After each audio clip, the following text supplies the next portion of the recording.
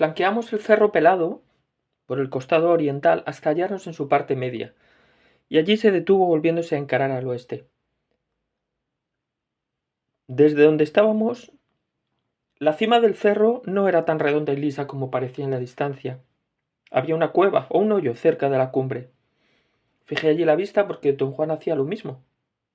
Otra fuerte racha de viento hizo trepar un escalofrío por mi espina dorsal. Don Juan volteó hacia el sur y escudriñó el área con los ojos. ¡Allí!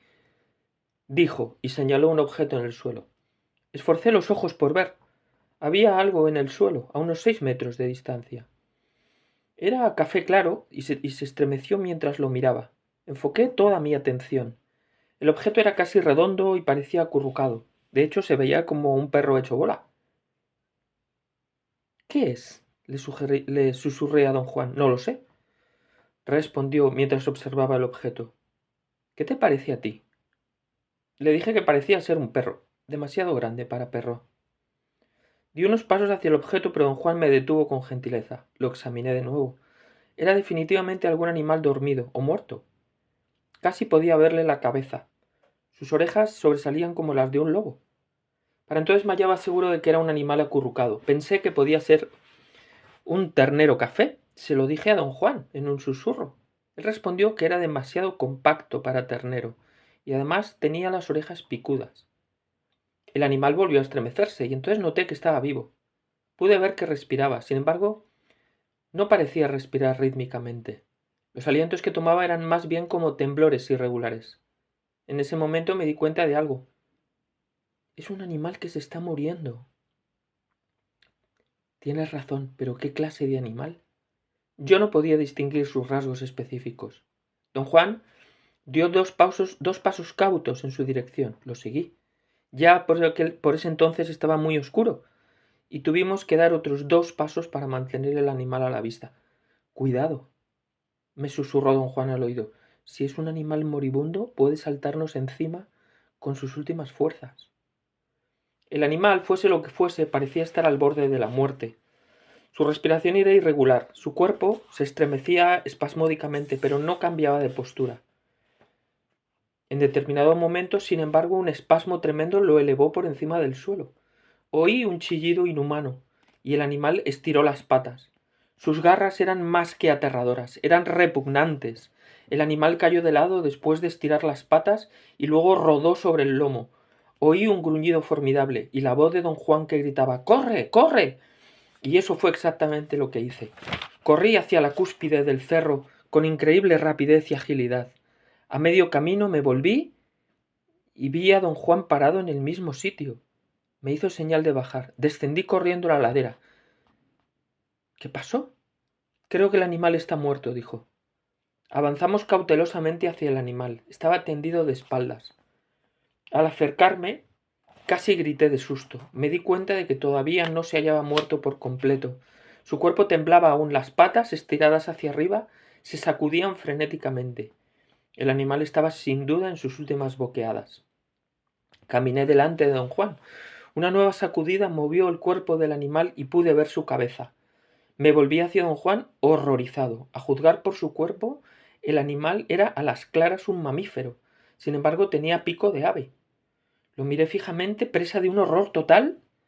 Mi mente rehusaba creerlo. Me hallaba atontado. Ni siquiera podía articular una palabra. Nunca en toda mi existencia había visto nada de tal naturaleza. Algo inconcebible se hallaba ahí frente a mis propios ojos. Quería que don Juan me explicara ese animal increíble, pero solo pude mascullar incoherencias. Don Juan me miraba, yo lo miré y miré al animal.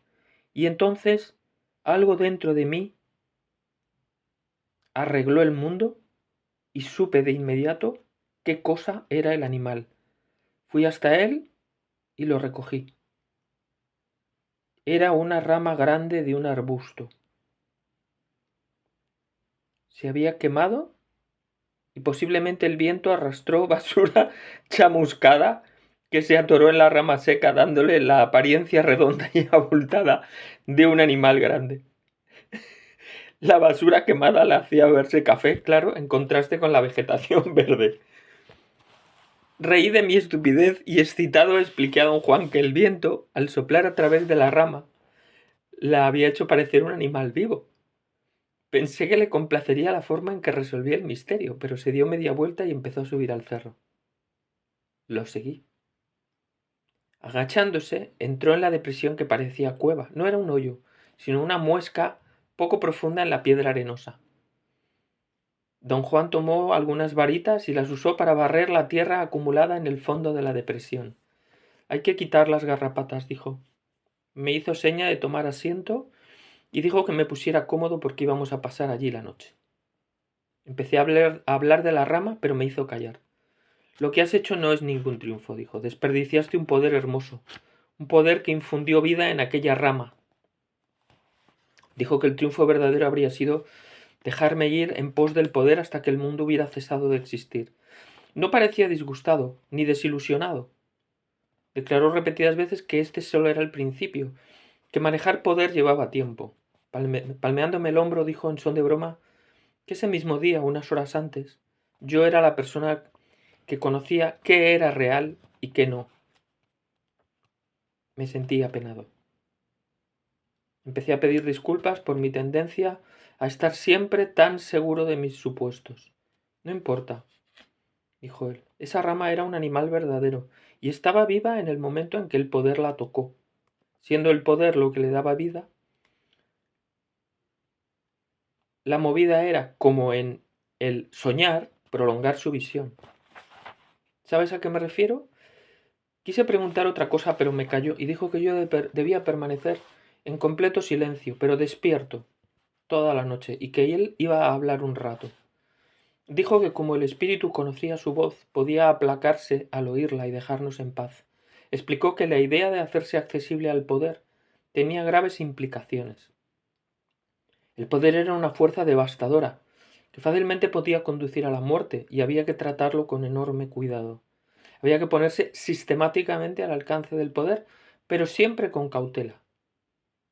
Se procedía poniendo en evidencia la presencia propia a través de un despliegue contenido de palabras en voz alta o cualquier otro tipo de actividad ruidosa, y luego era obligatorio observar un silencio prolongado y total. Un estallido controlado y una quietud controlada eran la marca de un guerrero.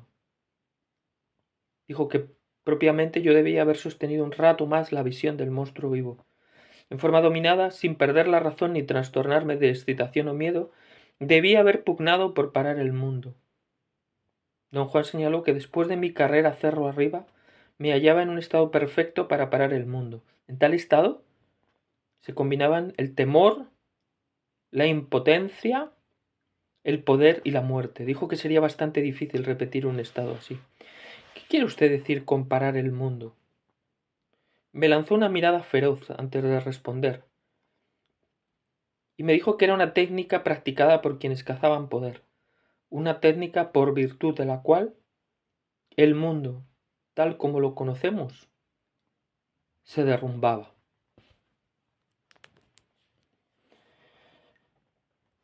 Capítulo 11. El ánimo de un guerrero. Llegué a casa de don Juan el jueves 31 de agosto, y él, sin darme siquiera tiempo de saludar, metió la cabeza por la ventanilla de mi coche. Me sonrió y dijo: tienes que manejar un trecho muy largo a un sitio de poder, y ya casi es mediodía. Abrió la puerta, se sentó junto a mí en el asiento delantero y me indicó marchar hacia el sur durante 120 kilómetros. Luego tomamos hacia el este por un camino de tierra y lo seguimos hasta llegar a las faldas de las montañas. Estacioné el coche a un lado del camino, en una hondonada que don Juan eligió porque era lo bastante profunda para ocultar el vehículo a la vista. Desde allí fuimos directamente a la cima de los cerros bajos, cruzando un llano vasto y desolado. Cuando se hizo de noche, don Juan escogió un sitio para dormir. Exigió silencio completo. A la mañana siguiente comimos frugalmente y continuamos nuestro viaje más o menos hacia el este. La vegetación ya no constaba de matorrales desérticos, sino de densos arbustos y de árboles verdes de montaña. Al mediar la tarde, trepamos a la cima de un gigantesco risco de roca conglomerada como un muro. Don Juan tomó asiento y me hizo señas de imitarlo. Esto es un sitio de poder, dijo tras una pausa momentánea. Este es el sitio donde los guerreros se enterraban hace mucho tiempo. Y en aquel instante un cuervo voló sobre nuestras cabezas graznando. Don Juan siguió su vuelo con una mirada fija. Examiné la roca y me preguntaba cómo y dónde habrían enterrado a los guerreros cuando don Juan me tocó el hombro. Aquí no, idiota. Allí abajo. Señaló el campo a nuestros pies, al fondo del risco, hacia el este. Explicó que dicho campo estaba rodeado por un corral natural de peñascos. Desde donde me hallaba vi un área que tendría como 100 metros de diámetro y parecía un círculo perfecto. Arbustos espesos cubrían su superficie, camuflando los peñascos. Yo no habría notado su redondez perfecta si don Juan no me lo hubiera señalado. Dijo que había montones de sitios así esparcidos en el viejo mundo de los indios. No eran exactamente sitios de poder, como ciertos cerros, o formaciones de tierra que eran morada de espíritus, sino más bien sitios de instrucción, donde uno podía recibir lecciones, resolver dilemas. Todo lo que tienes que hacer es venir aquí, dijo, o pasar la noche en esa roca para poner en orden tus sentimientos. ¿Vamos a pasar la noche aquí? Eso pensaba yo, dijo don Juan, pero un cuervito acaba de decirme que no lo hagamos. Traté de averiguar más sobre el cuervo, pero él me silenció con un ademán impaciente. Mira ese círculo de peñascos, dijo, grábatelo en la memoria y luego algún día un cuervo te llevará a otro de estos sitios. Mientras más perfecta sea su redondez, mayor es su poder. ¿Todavía están sepultados aquí los huesos de los guerreros? Le pregunté. Don Juan hizo un cómico gesto de desconcierto y luego sonrió ampliamente. Esto no es su cementerio, dijo. Nadie está sepultado aquí. Dije que en otro tiempo los guerreros se enterraban aquí. Quise decir que venían a enterrarse una noche, o 2 días, o el tiempo que necesitaran. No decía que aquí estuvieran enterrados huesos de muertos. No me interesan los cementerios. No hay poder en ellos. En los huesos de un guerrero sí hay poder, pero nunca están en cementerios. Y en los huesos de un hombre de conocimiento todavía hay más poder, pero sería prácticamente imposible encontrarlos. Don Juan, ¿quién es un hombre de conocimiento? Cualquier guerrero podría llegar a ser un hombre de conocimiento. Como ya te dije, un guerrero es un cazador impecable que caza poder. Si logra cazar puede ser un hombre de conocimiento. ¿Qué es lo que usted? Detuvo mi pregunta con un ademán. Se puso en pie, me hizo señal de seguirlo y empezó a descender por la empinada ladera oriental del risco. Había una vereda definida en la superficie, casi perpendicular, y llevaba al área redonda. Descendimos lentamente por el peligroso sendero y al llegar a tierra, don Juan, sin detenerse para nada, me guió por un denso chaparral hacia el centro del círculo. Allí utilizó unas gruesas ramas secas para barrer un sitio donde sentarnos. El sitio era también perfectamente redondo. Tenía la intención de enterrarte aquí toda la noche, pero ahora sé que todavía no te da. No tienes poder. Nada más voy a enterrarte un ratito. Me puse muy nervioso con la idea de verme sepultado y le pregunté cómo planeaba enterrarme. Se rió como un niño travieso y empezó a juntar ramas secas. No me dejó ayudarlo, dijo que me sentara y aguardara. Echó las ramas que juntaba dentro del círculo despejado, luego me hizo acostarme con la cabeza hacia el este, puso mi saco bajo mi cabeza e hizo una jaula en torno a mi cuerpo. La construyó clavando en la tierra suaves trozos de ramas de unos 75 centímetros de largo. Las ramas, terminadas en horquetas, sirvieron de soportes para unos palos largos que dieron a la jaula un marco y la apariencia de un ataúd abierto. Cerró esa especie de caja colocando ramas pequeñas y hojas sobre las varas largas, encajonándome de los hombros para abajo. Dejó mi cabeza fuera, con el saco como almohada. Luego tomó un trozo grueso de madera seca y usándolo como coa, aflojó la tierra en torno de mí y cubrió con ella la jaula. El marco era tan sólido y las hojas estaban tan bien puestas que no entró nada de tierra. Yo podía mover libremente las piernas y de hecho entrar y salir deslizándome. Don Juan dijo que por lo común el guerrero construía la jaula y luego se metía en ella y la sellaba desde dentro. ¿Y los animales? Pregunté. ¿Pueden rascar la tierra encima y colarse en la jaula y hacer daño al hombre? No, esa no es preocupación para un guerrero. Es preocupación para ti, porque no tienes poder. Un guerrero está guiado por su empeño inflexible y puede alejar cualquier cosa. Ninguna rata, ni serpiente, ni puma podría molestarlo. ¿Para qué se entierran, don Juan? Para recibir instrucción y para ganar poder. Experimenté un sentimiento extrañamente agradable de paz y satisfacción. El mundo en aquel momento parecía en calma. La quietud era exquisita y al mismo tiempo enervante. No me hallaba acostumbrado a ese tipo de silencio. Traté de hablar, pero don Juan me calló. Tras un rato, la tranquilidad del sitio afectó mi estado de ánimo. Me puse a pensar en mi vida y en mi historia personal y experimenté una familiar sensación de tristeza y de remordimiento. Dije a don Juan que yo no merecía estar allí, que su mundo era fuerte y bello, y que yo era débil, y que mi espíritu había sido deformado por las circunstancias de mi vida. Él se rió y amenazó con cubrirme la cabeza con tierra si seguía hablando de esa forma. Dijo que yo era un hombre, como cualquier hombre merecía todo lo que era la suerte de los hombres. Alegría, dolor, tristeza y lucha, y la naturaleza de nuestros actos carecía de importancia siempre y cuando actuáramos como guerreros. Bajando la voz casi hasta un susurro, dijo que si en verdad sentía yo que mi espíritu estaba deformado, simplemente debía componerlo, purificarlo y hacerlo perfecto, porque en toda nuestra vida no había otra tarea más digna de emprenderse.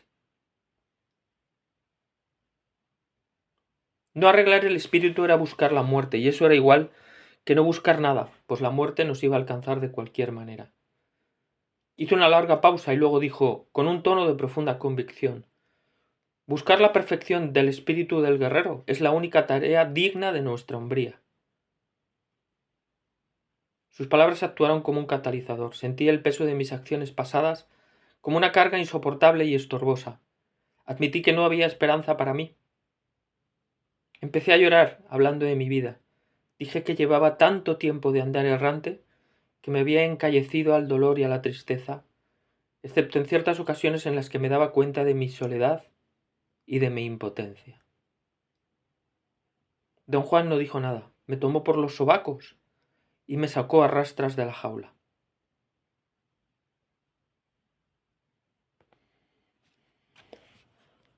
Bien, hasta aquí la lectura que quería ilustrar hablando sobre los enterramientos conscientes de los guerreros. Es una práctica común para la que hay que prepararse.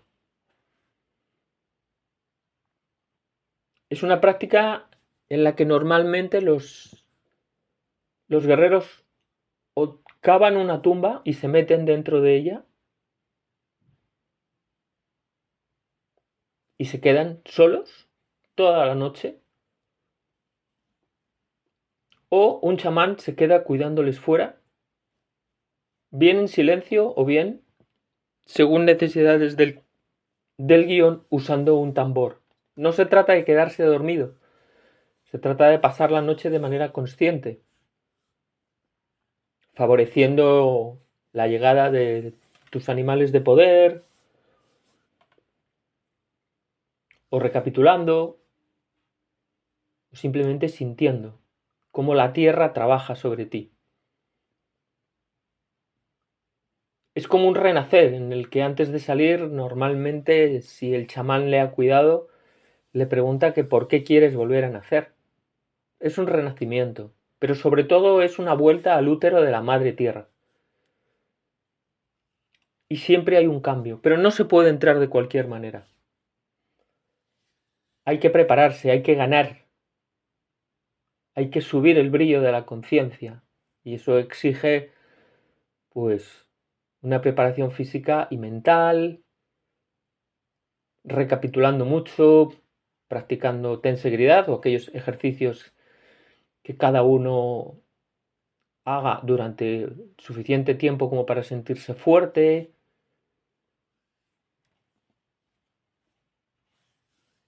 Hay que haberse separado del mundo un poco para dejar de desgastarse.